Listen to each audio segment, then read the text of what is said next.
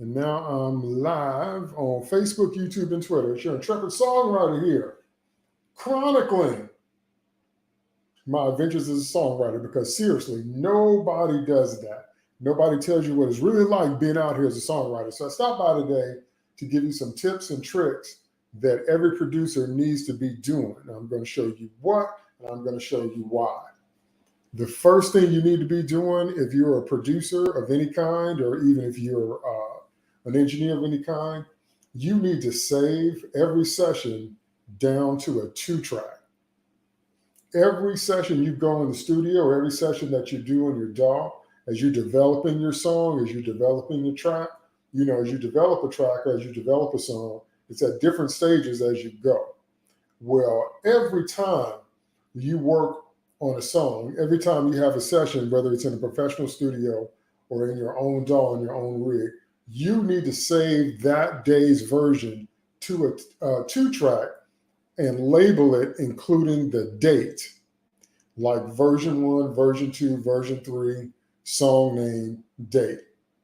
Okay? So every time you work on your song, you need to save that day's work to a 2-track. That's the first thing you need to do. The second thing you need to do is when you get through going all the way from your demo or your scratch track to every version you mix down to your final polished master, you need to register those songs as a collection of songs as unpublished works on copyright.gov. You need to register those songs. You know why? Because that registration fee is $85.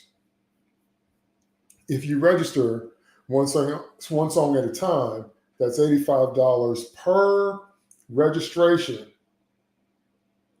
Per registration, so you get 10 different versions, or you get 10 different songs. If you do them individually, then that's would be $850. Or also, if you do a single song, that's $45. That's $450. Or if you do your standard application, that's $65 per registration. So the second thing you need to do to save yourself some money, is when you have every version that you've done of that track, register them all at once as registration of a claim in a group of unpublished works. That's on copyright.gov. That is just $85 one time. Can't beat that. Here's the third thing you need to do. Third thing you need to do is realize that if you do it that way, if that track blows up, if that track becomes a hit, what just happened? You created extra content and extra value because you bounced every version of that song to a 2-track, to a stereo mix.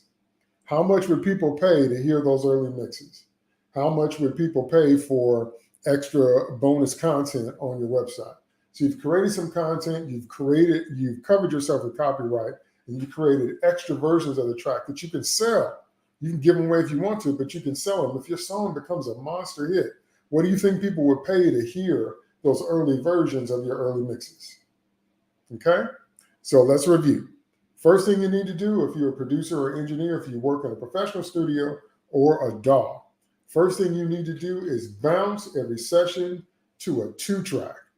Whenever you worked on your song for that day, when you get through, do not just close your DAW, because if you do, you can only access that work in the DAW. What you're going to do if your computer crashes, what you're going to do if the DAW crashes. So you want to bounce every session to a 2-track. That's first thing. Second thing, go to copyright.gov, register every version of your song from your demo, like if you just sang it into a phone so you wouldn't forget it, to every mix you made, to your final mix, and then your final polished master. Register them all at once on copyright.gov under claim in a group of unpublished musical works. Because then you only have to pay $85 for all those versions. That's number 2. And number 3, you need to realize once you actually release that track and put that song out, if that track has any legs at all, if it has any heat at all, if it attracts any kind of attention, you know what? You've got all these other versions that you did already, value-added content that people would love to hear. that people would pay to hear, that you can do all kinds of stuff with it because you bounced every version of that song to a stereo file. All right. That's your tip and your trick, your tips and your tricks for today from Intrepid Songwriter. Remember that I post new videos every Friday. So I'm doing this as an Insta Live. I'm also live on my other channels. So look for new material to drop every Friday because Intrepid Songwriter is here for you. I'm here to help you learn all the stuff I wish they told me when I first started out. All right. Have a good Friday. Be safe, and I'll talk to you again soon. I'll see you in the next video. And don't forget to like, subscribe, and share. Okay, I'm trying to hit my first milestone, which is 1,000 followers on YouTube. So help me out with that.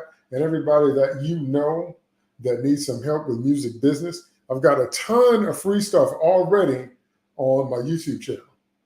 Okay, so like this video, share it as many places as you can, and subscribe to my channel because I'm going to hit that first milestone as fast as I can of 1K subscribers. All right. Have a good weekend. Talk to you soon. Intrepid Songwriter out.